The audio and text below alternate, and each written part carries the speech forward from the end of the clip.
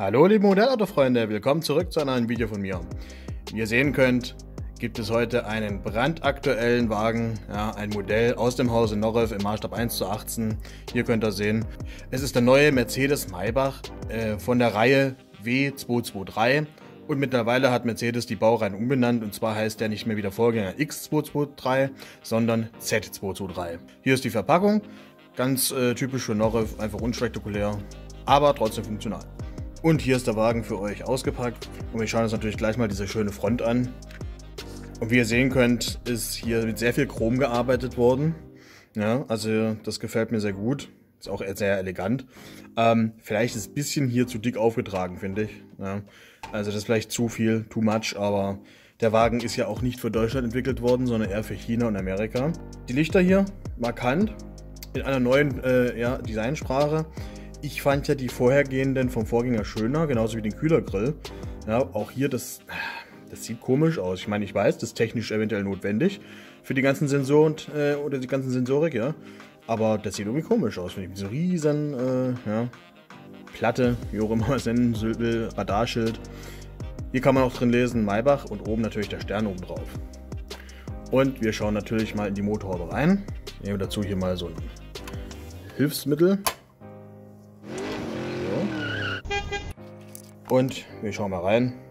Unspektakulär, ne? Mercedes V12. Mehr kann man nicht erkennen. Überhaupt keine verschiedenen Farben. Ich weiß jetzt nicht, wie es im Echt drin aussieht, aber ich glaube schon, dass da mehrere Behälter oder zumindest Farbe mehr im Motorraum drin ist, sage ich mal. Mit irgendwelchen Deckeln von irgendwelchen Behältern, Bremsflüssigkeit oder Wischwasser zum Beispiel. Ja, hat man schon bessere Innenräume gesehen vom Motor, ne? Schauen wir uns jetzt mal die Seite hier an.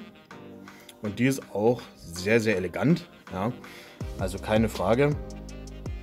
Hier diese langen gezogenen Linien, beziehungsweise hier verstärkt mit diesen sehr auffälligen Chromleisten, was mir wiederum sehr gut gefällt, gerade hier in der Mitte. Ja, das kommt richtig gut zur Geltung, das macht den ganzen Wagen also nochmal etwas wertiger. Ja. Die Felgen, das ist schwierig. Manche sagen, sie haben nicht genug Glanz.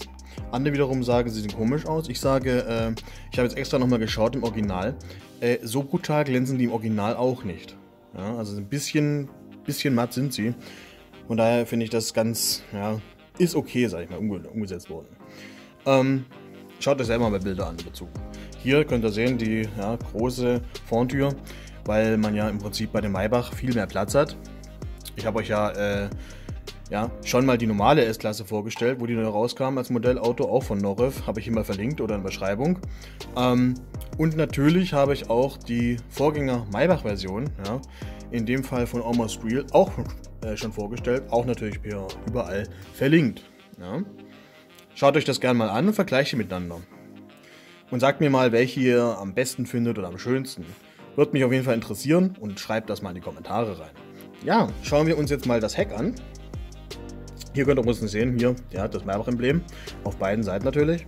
Und hier, das finde ich wiederum sehr gut gelungen eigentlich. Ja, kann man auf jeden Fall Mercedes erkennen. Hier steht natürlich noch Maybach drauf, der Mercedes-Stern in der Mitte. Und hier die neuen Rücklichter, eine Sache muss ich auf jeden Fall kritisieren, das ist jetzt nicht von Norrew, sondern bei Mercedes. Und zwar die Designsprache. Man kann mittlerweile ganz schlecht, meiner Meinung nach, seit der letzten Generation auch schon die C-Klasse, die E-Klasse und die S-Klasse unterscheiden. Selbst ich als, ich sag mal, Autokenner, und ich erkenne Autos schon recht gut auch von Weitem, habe manchmal überlegt oder musste überlegen, ist es eine S-Klasse, oder ist es eine E-Klasse oder eine C-Klasse? Wenn man nicht, sag ich mal, genauso die Werte sieht, wie groß und wie lang sie sind, sieht man es jedenfalls nicht. Also es ist wie gesagt schwer auseinanderzuhalten. Meiner Meinung nach hätte ich auf jeden Fall das Design deutlich voneinander abgesetzt. Ja. Wir schauen natürlich auch noch in den Kofferraum herein. Na, bleib hier. Ja. Ausgekleidet hier mit Teppichimitat, beflockt besser gesagt. Das ist in Ordnung. Ja, hier oben ist zwar Plastik, aber naja. Das Kofferraum, nicht so spektakulär, würde ich sagen. Und wir machen das Ganze wieder zu und schauen natürlich in den Innenraum rein. Andere Seite natürlich auch wie gegenüber. Und wir schauen jetzt in den Innenraum auf jeden Fall rein. Und ich mache dazu hier mal mit dem Tool von einer anderen Firma die Türen auf. Denn die S-Klasse hat ja keine Türgriffe mehr in dem Sinne, wie ihr sehen könnt hier. Ja, sie sind eingefahren. Ja, und beim Modell kann man die natürlich nicht rausfahren. Ja, und jetzt schauen wir uns mal diesen schönen Innenraum an. Ich hoffe, ihr könnt alles erkennen. Also das ist auf jeden Fall, ja, sieht auf jeden Fall sehr, sehr luxuriös aus, das Ganze.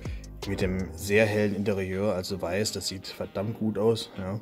Sieht richtig edel aus. Ne? Hier mit dem großen Bildschirm in der Mitte. Das ist ja ein bisschen gewöhnungsbedürftig. Ne? Das ist ja auch, böse Zungen sagen, gestohlen aus einer anderen Firma aus Kalifornien. Ja, also der Innenraum ist gewöhnungsbedürftig bei der S-Klasse, aber es ist jetzt nicht das Thema bei der Maybach. Der Innenraum ist dafür aber sehr gut umgesetzt worden von Norif. Ja? Also aus dem Modellauto geht's. Wenn ich jetzt die Wahl hätte zwischen dem Original, dann würde ich natürlich, wenn ich jetzt die Wahl hätte zwischen dem Vorgänger und dem hier, würde ich auf jeden Fall den Vorgänger wählen.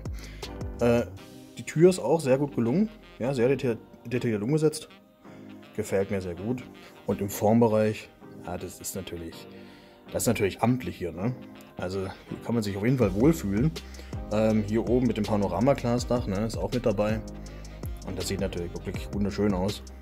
Sollte man natürlich drin eventuell nichts essen oder so oder auch nicht mit dreckigen Schuhen reingehen, weil das, ja, das ist dann dreckig. Hier auch nochmal die große Hecktür oder Fronttür mit den zwei großen Burmester-Lautsprechersystemen. Ja, alles dabei, was das Herz begehrt. Andere Seite auch nochmal. Hier Beifahrerseite. Ja, wie gesagt, Teppichboden ist beflockt, also es gefällt mir wirklich sehr gut. Also kann man wirklich nichts sagen, das ist gut gemacht von Norif. Also kann man durchaus zufrieden sein. Hier die Tür nochmal. Sehr detailreich. Also es ist insgesamt ein sehr schönes Modellauto. Und also ich würde jetzt mal wissen, gefällt er euch auch? Habt ihr ihn schon geholt? Den gibt es ja auch noch in der anderen Farbe. Wie gesagt, den gibt es ja auch noch in einer anderen Farbe. Und also mit dem Weiß und oben dunkel, ja. Sah auch nicht schlecht aus, aber wo ich dann gesehen habe, dass der auch in Schwarz erscheint, habe ich mir gedacht, komm, so sieht es vielleicht besser aus. Ja? Also schreibt mir eure Meinung in die Kommentare, gebt mir einen Daumen nach oben und wenn ihr mich nicht abonniert habt, tut das endlich mal. Ich sehe das ganz genau in der Statistik, dass immer noch genug Leute mich nicht abonniert haben. Scheint ja offenbar in YouTube kein Einzelfall zu sein. Also Leute, ihr wisst, was ihr zu tun habt. Bis zum nächsten Mal. Und jetzt guckt euch mal meine anderen Videos an, habe ich hier wie gesagt oben verlinkt. Ciao!